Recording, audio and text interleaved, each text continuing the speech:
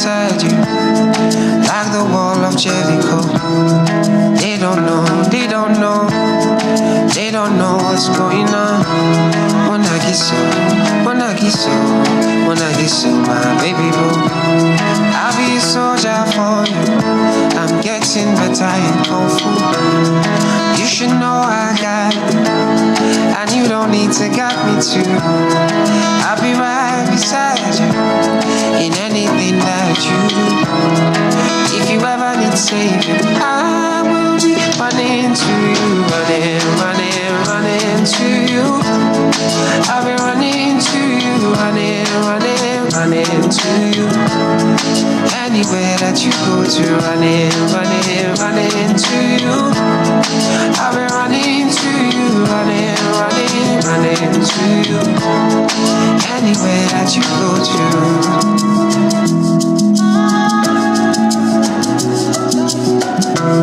When I'm looking for trouble, it's cause I know that I got you. Wanting more best everybody, oh oh. And it's because of your kung fu. And anytime that I'm out of control, you hold me down. You never, never let go. Yeah, my baby boo. See all the battles you'll be fighting, and I'll be right there with you. I may be small, but I'm mighty, and I go run up for you. And anybody waves at me, yeah, don't be you, could let that be alright. And if I ever need saving, I'll be running to you. Running, running, running to you. I'll be running to you, running, running, running to you. Anywhere that you go to, running, running, running to you. I'll be running to you, running, running, running Will you to wait for you. me? You go there for me. Anywhere that you go to, you don't need to worry. Anything you want, Sundown to sundown, love me don't go round down. Hey, anytime you call me, baby, I go answer. Any other brother, baby, you make them run And away. if you want me coming to you, I go come to Oh, you wanna see me, baby, don't chase me. Tell me what you want, baby, say I'm not in my Are you ready? Are you ready?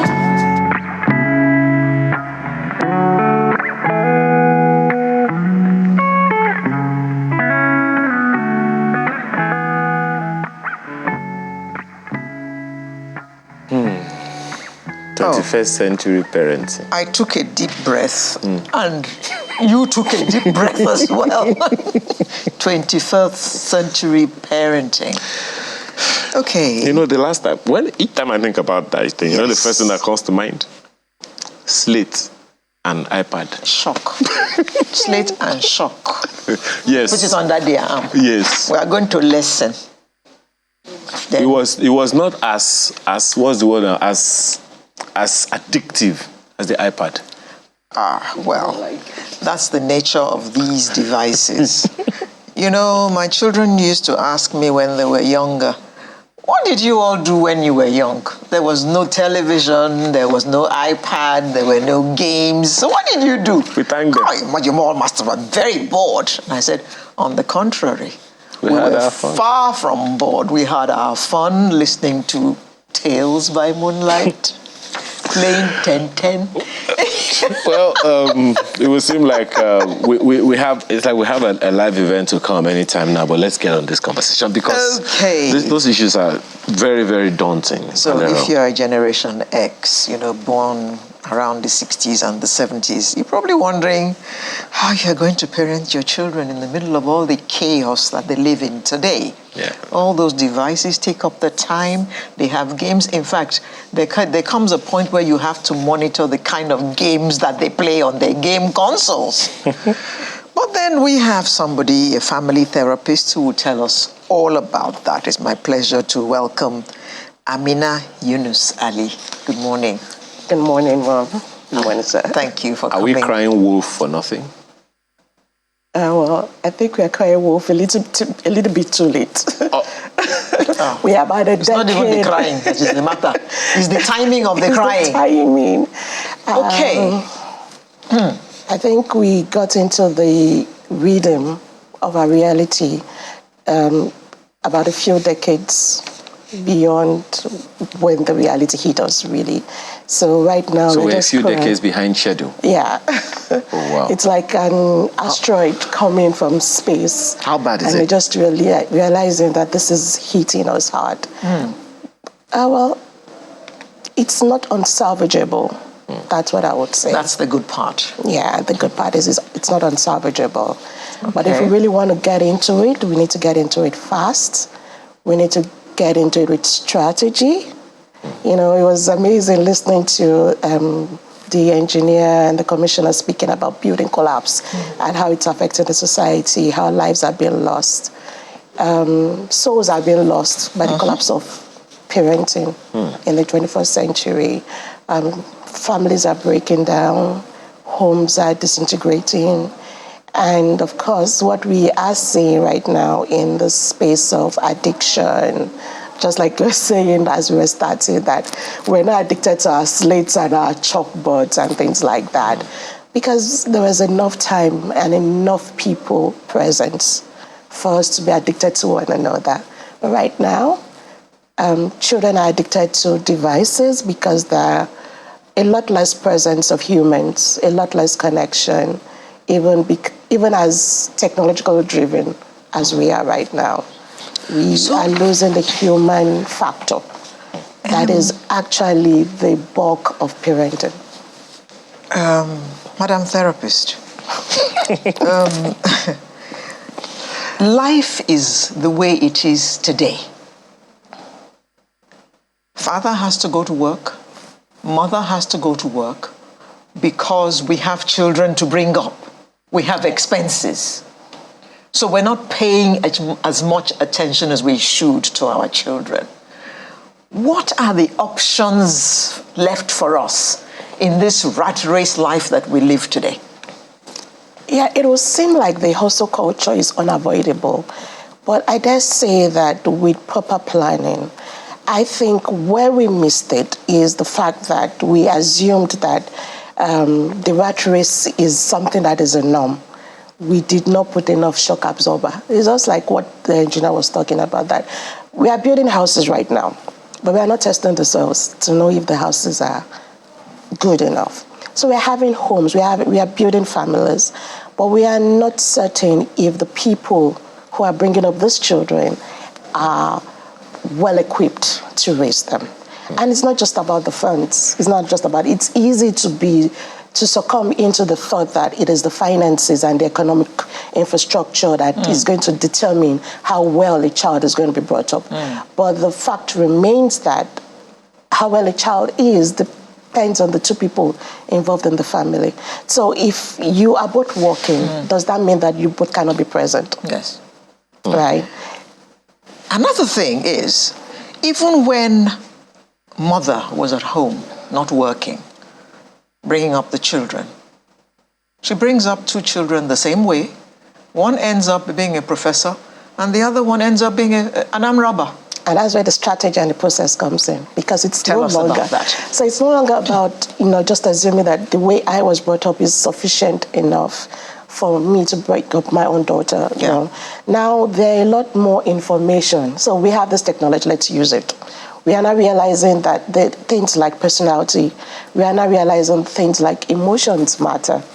The topsoil that determines how effective parenting is the fact that many of our own generation, and I speak to my own generation particularly, are now recognizing that we are parenting from trauma. It sounds funny, but it's the truth, right? We are parenting from trauma, and this trauma-driven parenting is actually making our children becoming the generation. Yes. Let's have a little bit of Yes. understanding of what you're saying. We are parenting from trauma. Help people understand that. Essentially, it sounds like you're saying people are trying to bring up their children the way they were brought up. So that's trauma. Yeah. I thought that was a For many. lesson learned for them, and then. Yeah, I mean, it worked. Okay, what kind of trauma are you talking about here? It worked for our parents basically because they were looking for a brighter future. They were looking for a more stable family life, so to speak, but then they also were working together. So an interesting concept that I realized recently is that when a mountain is about to be birthed, a volcano erupts. So the outburst of that volcano brings up a new mountain, right? Now, put that into the human psychology. There's a lot of disruption going on right now. There are a lot of us looking for greener pastures, even where in places where we've not even invested in. And we are not looking at what that would be like for our children. So this children, concept of the volcano, are now becoming to feel like, since you are going to go after your own greener pastures, I might as well just do what I like. But our concept of looking for greener pastures is that we want to thrive, not just survive like our own parents did. Yeah. Our parents survived, but they were happy. We are looking for thriving, but we are pretty much unhappy, pretty much isolated in our anticipation of a better future, pretty much disconnected with one another. My apologies, madam. You have not spoken to those traumas. What are the traumas that some of today's parents grew up with? Some of the traumas include the lack of choice, the way they wanted it to be. Do what you're told. Do what you're told, not what you wanted. Yeah. Another trauma could be the very fact that even our parents were looking for greener pastures, and we had to grow up on our own. So the emotions that I mentioned earlier, we're not paid attention to. So we learn to suppress our emotions. We learn to pretend our emotions don't matter. We learn to assume that emotions were secondary to living. Meanwhile, emotions were the primary and the trajectory with which we actually live with one another.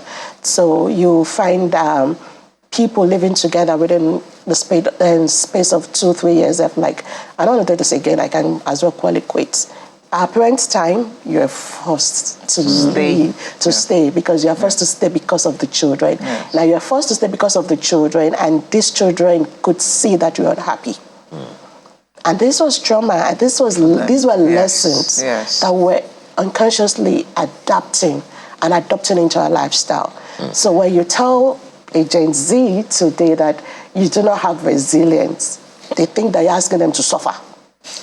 The last time we talked about parenting on this program, which is not too long ago actually, at the end of the program, we both ended up apologizing to children out there and saying, well, we're sorry. Sorry, we haven't been listening to you. They say we should listen to you in our own time. We were not listening. Children should be seen and not heard. Yeah, exactly. That was the training that we had. I'm talking, you are talking. Who are you, by the way? In fact, you wouldn't even dare try. You wouldn't even try it. So you have parents on both ends of the spectrum. Parents who are trying so hard to listen more, but they are also not bringing the balance of boundaries, the balance of processes, the balance of clear vision into their parenting. And you have those that, if I survived it, you will survive it, do whatever it is that you want to do. So, and then you have these two extremes, and children from these two extremes meeting together in the larger society, communicating on Facebook and Twitter, and you know what do you have? A conviction that the other ones do not know nothing. They always look at us like, that's the look that they give us. Exactly. This one doesn't know anything. Those older generations don't know. Dinosaur. Just to give parents today an idea of the consequences of not doing things right. What are the things we're up against with the children? You work with teens, so you can tell us some things that most parents, the parents of these teens are not even aware that their children are doing, or that they are doing right in their faces. I saw a video of codes. Codes. You mean the Manchester Ronaldo features and the cucumber? She started. They literally have their own language. You have no idea what they are saying. They are communicating vulgar, scams and everything right in your face. You will pick their phone You will read their texts, you have no idea what they're saying. talking about. So, And they're telling you they're going to ICM, and you're assuming that it's actually ICM in Alausa, but it's something else. What is ICM? Oh, you can just sit in more. Oh, okay. but their own is... Oh, no, it's something different entirely. Where is there on ICM? You don't want to say it on TV, that's what she's saying. Okay, it's NTBB. My So, God. I hear parents, especially when they come to me and they're like, they're overwhelmed by this, they're scared, and it's so easy to live or to lead without fear. But what I say to them is this, it's okay. You realizing it now, it means that it's something that you can work on. You can work on it. And it actually starts with the patience to listen to yourself first. We'll talk about the parents. Tell us the things that some of the things that these teens do that but parents you mentioned them, the codes, That's the just addiction, one of them. the addiction. Addiction to what? Addiction to everything. Addiction to devices, addiction to porn. I think COVID-19 actually brought that to a lot of parents' purview that this is what they're, as young as 10 Did you say porn? Yes, as young as 10-year-olds are addicted to porn. No. Stop, please. Oh, no, I'm not joking here, ma'am. You mean pornography? Pornography. 10 years old? Yes, ma'am. Don't look at me like that. She's the one saying it. How do they get introduced to these things? Oh, but we were homeschooling with devices. And while you were homeschooling with Zoom, there were pop-ups and there were YouTube videos for them to watch and there were so many other things for them to see. And we're not putting parental control on some of those things. We're too busy worried about if we're going to have a job after COVID, to recognize that our children were also suffering. They were feeling neglected, the lack of social connection that they enjoyed. They were going to school for social connection, not just to learn. And all of a sudden, they were isolated away from their friends, and they were looking for other means of connecting with the outside world. And that brought up a lot of cyberbullying. It brought up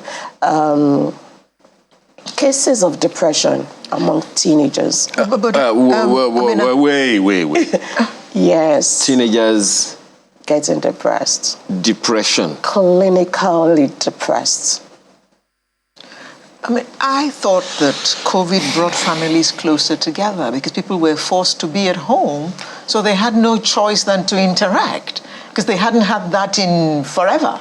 Or is that the force that's the problem? But that was exactly the problem. What it was supposed to do, but that wasn't the reality. Because if you check the Lagos State domestic violence statistics, you would notice that it rose up at that time. Yes. So what do children in this situation do? They hide in their rooms and they look for other means of connecting with the outside world. They assume, so they assume that you are so messed up that if I am going to be just half as messed up as you are, I might as well get my groove on right now. And that is what we are dealing with right now. So, you have children who are anxious. By 10, you should be getting to that space where you're looking forward to debating, literary and debating society and everything. Mm-hmm. But you would rather sit behind a screen than face an entire crowd because you are afraid that everyone sees the mess that you are. So rather than do that, you vaping, electronically, you use hard substances to get through the day. The pharmaceutical council is doing a lot to control substance abuse these days, but the mixture of coughlin and all those cough syrups and all those drugs are beginning to show us just how bad the trend is. So substance abuse, porn addiction are just the bare surface of what our children are struggling. Bare surface. I've said this before. Not to shock you, ma'am, but there is also the ideas of suicidal pact.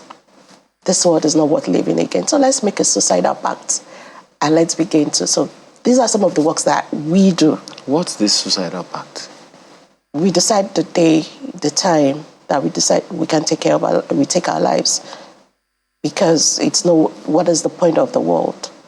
What exactly are we looking forward to? If you tell they're asking us, what exactly are we looking forward to right now? I want to grow up. I want to have a family of my own. I want to own a company. But they don't even want to have a family. They don't even want to have children. They are making up their minds right now not to have children because they feel like adults. And realistically, adults are the problem of the world right now. Of course. Right? Yeah, so they don't want to become adults. So they don't want to become adults. So I'd rather have all the fun that I want to have right now. Now, are parents aware of these things? If they are aware, are they conscious that it could actually be living with them with a smile on the face at the dining table? I would say, and there's no statistics to back this up, but I think about 50% or 60% are aware, but they are like the ostrich, burying their head in the sand, believing that it will pass over. This is end time. I know because we are religious Africans. Africans are very religious people. So we pray, we go to church, we go to the mosque, and we continue to pray. And the children don't go with us. And then, of course, they don't go with us. They don't even like your pastor anyway, so why bother? Right? So we pretend like it's like a plague that would pass over, right? And then there's some that just, they're just not aware. I was discussing the different sexual orientations in the community, and people were actually back-chatting me and asking me, what exactly is this? What do you mean by this? I've never heard this before. And I was stunned because these are adults with access to the internet 24/7, access to WhatsApp 24/7, access to the news. So what exactly are we doing? Those things you're talking about are not on Instagram.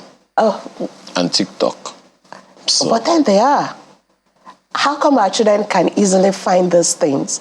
Is it so rampant social in our media society as it is over there? All this LGBTX. Oh, yes, they are. Oh, yes, they are. But they don't talk about it. But the children do.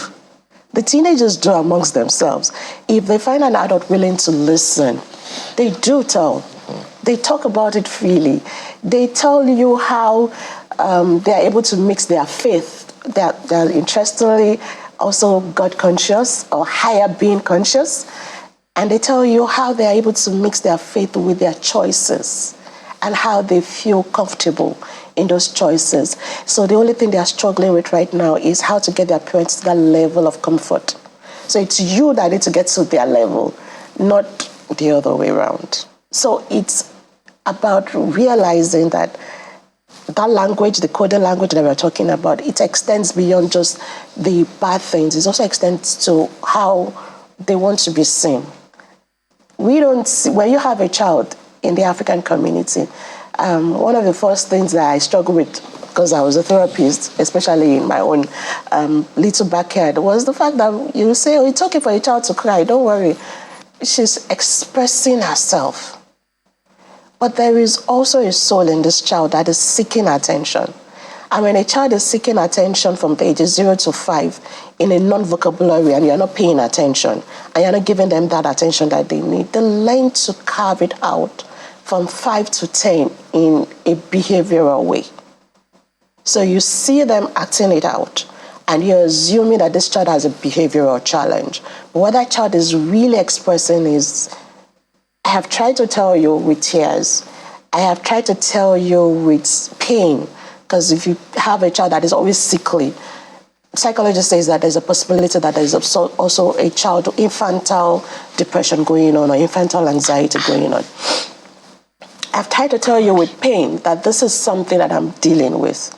So you're not listening, so I would rather act it out. So they break stuff, they lie, they steal, and you're still not paying attention. You're still like, I'm your mom, I'm your dad, you have to listen to me.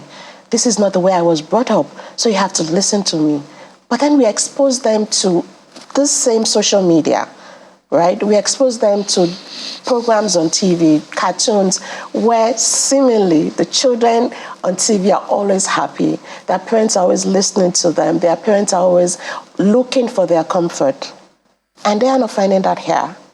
They are not recognizing that you're doing that to them. So they create for themselves a cyber comfort. A cyber comfort, a small community of peer terror, right, in schools. So you have cases of cultism in secondary schools. We only used to assume this existed in universities, but this exists now in secondary schools. Madam, you have painted such a picture that right now I'm even afraid to go out there because I don't know what happened. Do you think parents should come together and do, what do we do when we go to these peer reviews? Do you think parents should come together and say, look, this is because hardly, I mean, you said we're religious people in this environment where we would rather go talk to fellow parents than talk to a therapist. Yeah. Do you think a gathering, parents should come together somewhere and say, look, let them even listen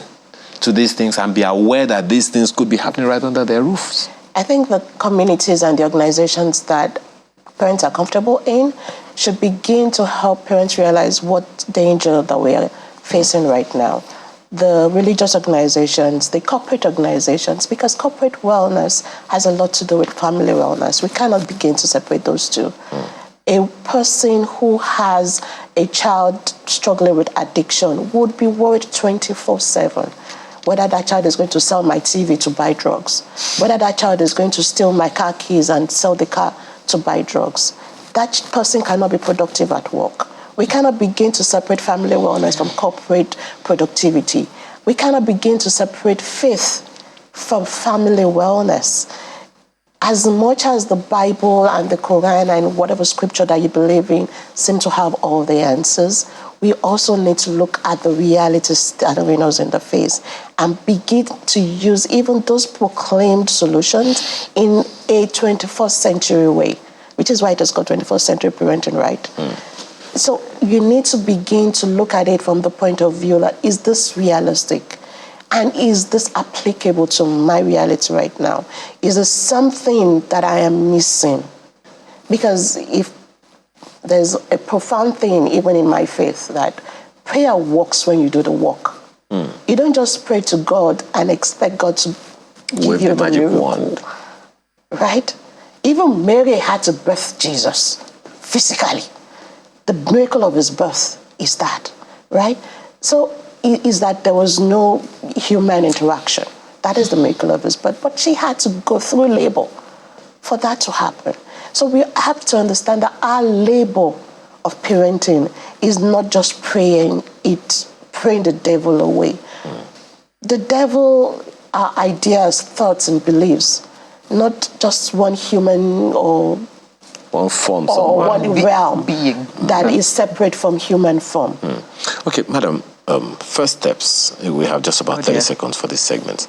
First steps, or rather immediate steps for some parents listening to you and watching you right now. What should they do now? You've talked about listening, but they speak different languages. Yeah. What first steps should they take now, as soon as they finish listening to this program? Parental audit. Ask your children how you're parenting them. You'll be shocked. Ask it in a way that you are ready to listen to all the buzzwords that they are going to give you, and they're going to give it to you. Trust me, because they're waiting. That's what they're waiting for. So do a parental audit. Ask them, what exactly do you want that I have not been able to give you? How exactly have I been speaking with you that gets you off? What would make me and you be able to talk without fear of hurting one another? Start with that. And I'm sure that you'll be shocked. And if you feel like that is so far gone, you can't even reach those children, then there is someone that your child likes at the barest minimum. Find that person and listen to that person. That's okay. That's Are you going to apologize again today? No, not yet. It's the parents that want to do basketballs for right now. Whoa. Amina Yunus Aliyu, family therapist. Well, you've hit us with, well, it's not that we didn't know these things. Many of us actually suspect. But now we know for a fact that they look at us like, And I go. I know so. She can't even operate a computer, and she wants to talk to me. Thank you very much for coming. It's been an honor. And that rounds up Sunrise for today. I give you my word, I will leave home at 5 a.m. next week to make sure that I get here on time to start the program. My name is Alero Edu, giving you my promise. See you next week. Oh, Lord, please, let there be communication with people, right, about this traffic of a thing, because it is biting people. I'm Ayo Makinde. Have a wonderful rest of your weekend. Make the best of it, please, traffic or no traffic. Bye for now.